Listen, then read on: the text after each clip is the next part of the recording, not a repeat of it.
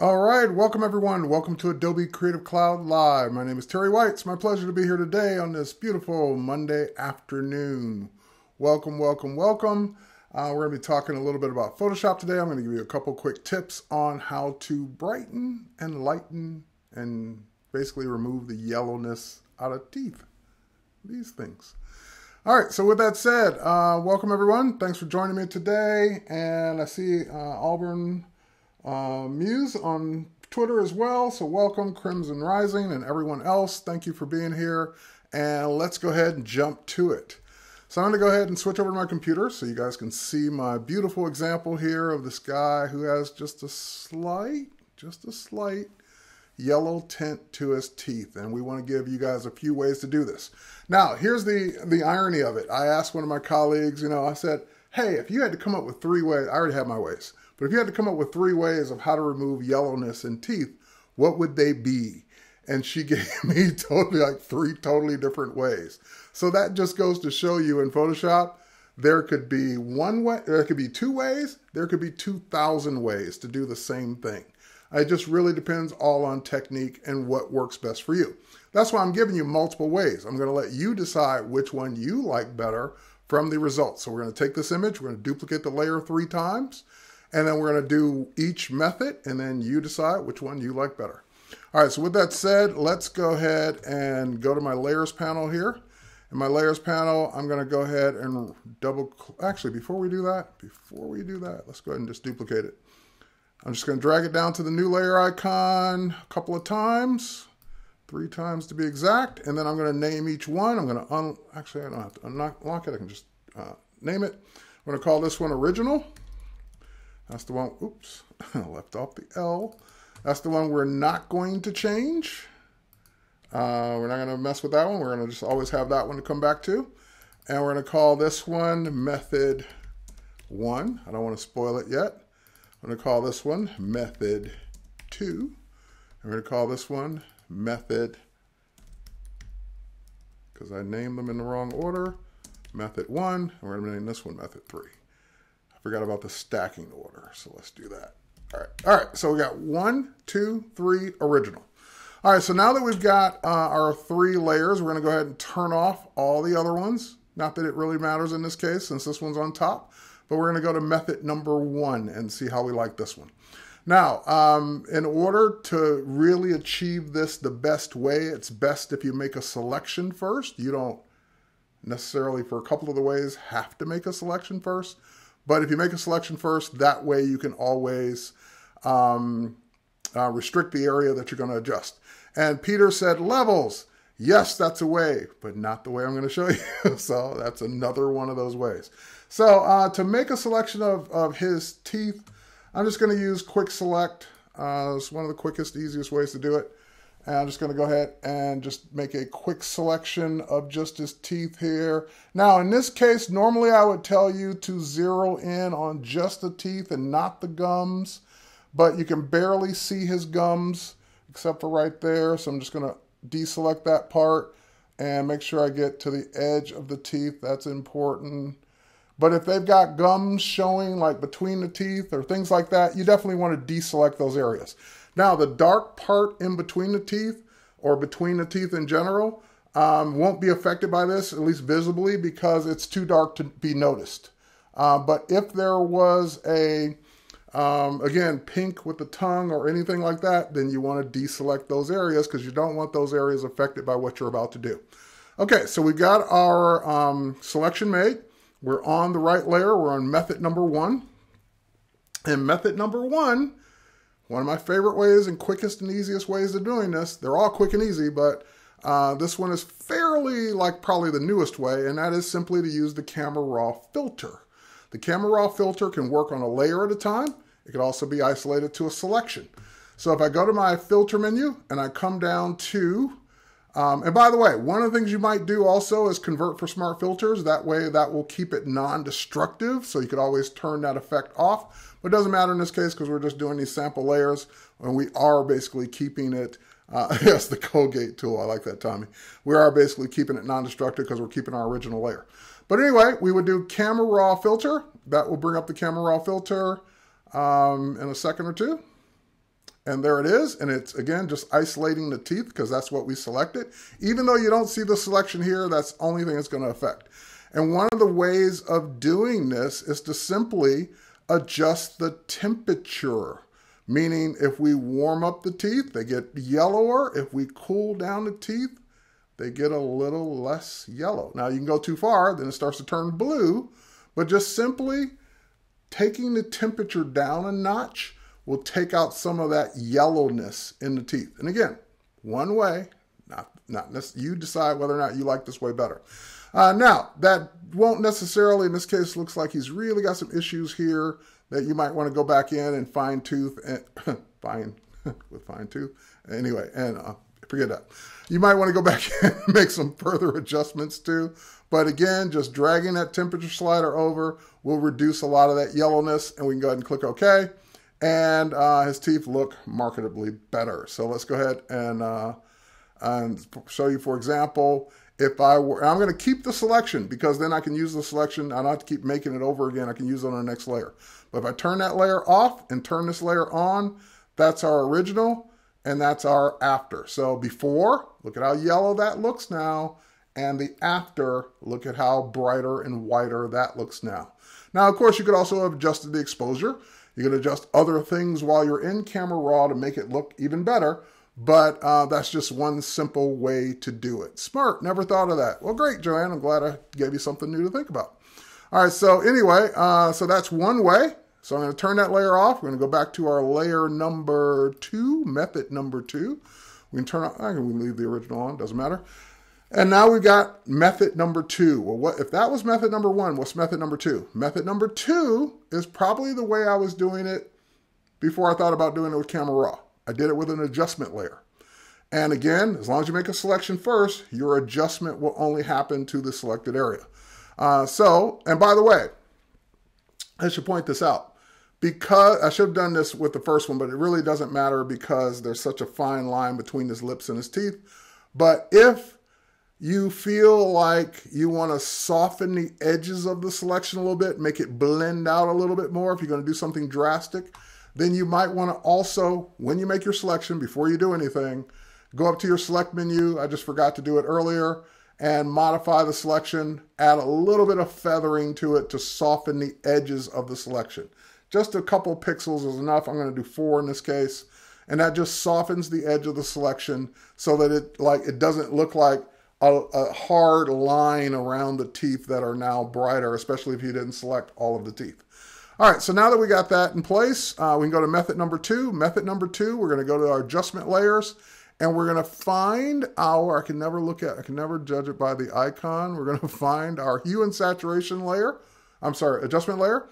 And when we go to hue and saturation, this is kind of fun because hue and saturation starts off with the default of the master, like colors, all the colors in the image, or the selection in this case. But you can change that. You can switch it from master to yellows. Since yellow is a color we're targeting, you can just go to your yellows and say, you know what? I would love it if the yellow was less saturated in this image, and just drag the saturation slider down as much as you want. Look at that. So far, between the two methods, these results to me are better than even Camera Raw. But just dragging that, or making it, don't do that. Dragging that saturation down a bit, just taking the yellow out of the image, out of the selected area. That's what we really wanted, was to remove the yellow, and that will do it. Now, again, depending on what it is, and if the gums are selected, then it starts to make the gums look funky, so you just want to do it on the area that you need affecting. Okay, so that's another way to do it, and that will also be non-destructive because it's going to add an adjustment layer to it. And we're going to go ahead and show our before and after. So before, after, before, after, before, after. And again, while it's selected, you can do anything else. If you want to brighten, you want to go in and make any other changes, you can. All right, so let's make that selection one more time. We're going to turn off the top 2 layers. We're going to go down to our 3rd layer and make our 3rd and final adjustment method using yet one more. Second proof that is white. Yes. All right. So this is an old school one. This is one that, depending on the teeth, I like, but it can make it look a little too fake. So you definitely want to do this on a layer. That way you can adjust the opacity of it. You can play around with it. But this was probably one of the first methods I learned to do it before adjustment layers and before camera raw and before levels and all the other ways we could do it. But this is the one that kind of works pretty cool too. And it lets you do it by painting. So this way you can kind of do it just in the areas you want to do it in. And that is using, not the paintbrush, but the sponge tool. So the sponge tool is located underneath the sharpen and blur tools. I think blur is the default in that icon, but I usually use sharpen, and I can switch down to sponge. I can make my brush bigger from the keyboard using my right bracket key. And the whole idea behind the sponge tool is that it desaturates color. So in other words, it takes color out of an image. Now again, depending on the teeth, that may or may not work, because it can also make the teeth look a little too gray. So it depends on how much you use it, depends on the teeth, so forth and so on. But just showing you how this method works, you can go ahead and just start desaturating the yellow just in the areas you want to desaturate it in. And because you made a selection first, you can't go outside of that selection anyway. And that will allow you to go in and just paint and make a small brush and zoom in and really get to the areas you want to desaturate those areas. So the sponge tool, yeah, you can use dodge. You can use a lot of different ways to do it. Again, like I started out saying, there's probably at least a dozen ways to do it. So sponge tool is one of my favorite ways because, again, it lets me do it selectively. It lets me do it as much as I want. If I overdo it, I can undo it. I can come back a couple levels.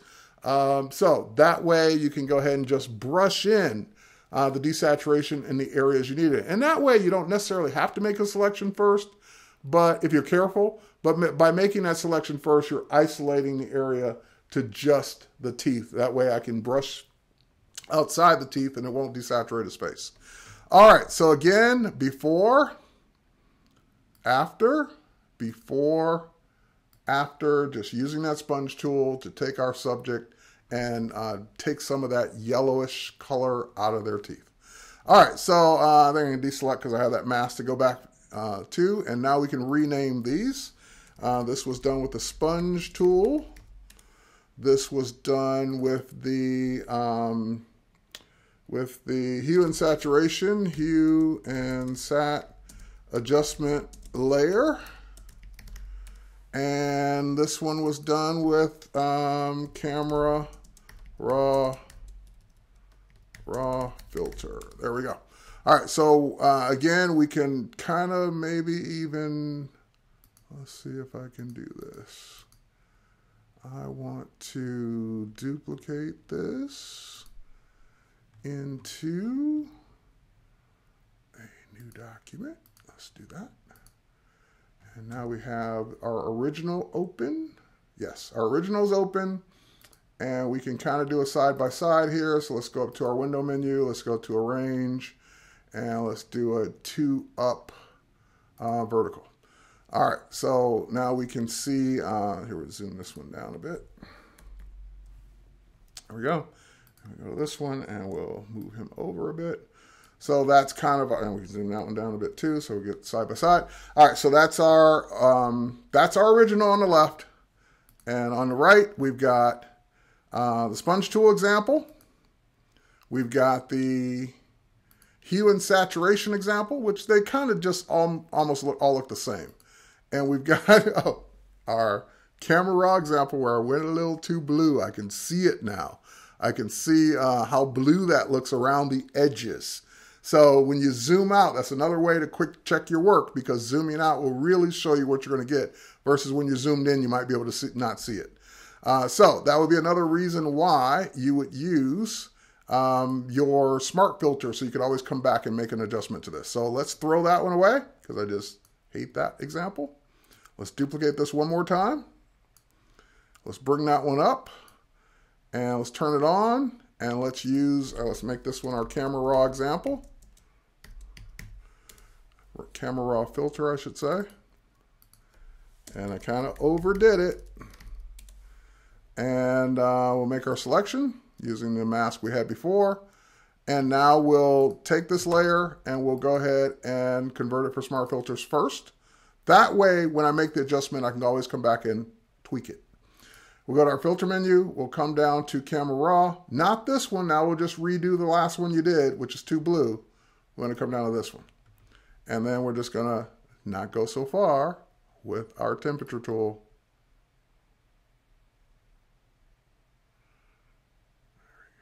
There we go. Maybe that. Click OK. And see what we get. Yeah, that's much better. Okay, so that's nowhere near the blue that we had before. And again, now because I did that as a smart filter, if I want to come back and make adjustments to it, I can double click and get right back to the same sliders I was in. That's why we do it that way. Also, again, if you wanted to brighten it up, we could click OK, and it will brighten it up as well. So camera raw filter is just basically working with sliders. Adjustment layer is basically also working with sliders, the yellow slider in this case, and of course the sponge tool that you paint wherever you want. So 3 ways to make your teeth look less yellow and, I should probably, I can group that together. Yes, less yellow and brighter if you choose that second option. All right, so with that said, next time I'd love to get tips on correct red faces. Okay, I can certainly add that to the list. And you're welcome, Tommy. And no, I think the one raw. You think you like the raw one with raw more? Okay, great. And let's see if we got anything else in there. All right, Henderson, glad I can help you. All right. Okay, looks like I got all the questions that I see answered. Bake Like a Pro says thumbs up, so welcome and thank you for being here as well. And cheers, everybody. I guess that's going to be it for today. We're going to come back tomorrow on the InDesign channel and continue our Back to Basics at 1 p.m. Pacific time on Facebook.com/ I believe it's just /InDesign, not Adobe InDesign. So with that said, cheers, everybody. Thanks for watching, and we will catch you on the next one. Big improvement. Love this. I do too, Ray. You know, just retouching is all about the little things we do, not big drastic things, but just improving that smile just a little bit by taking the yellow down. You can even leave some of it in it if you need to. But I just showed you like extreme examples going from one to the other, but you certainly don't have to take it down nearly as far. All right, so with that said, cheers, everybody. Thanks for watching, and we'll catch you on the next one. I'll be back tomorrow on the InDesign channel. Bye, everybody.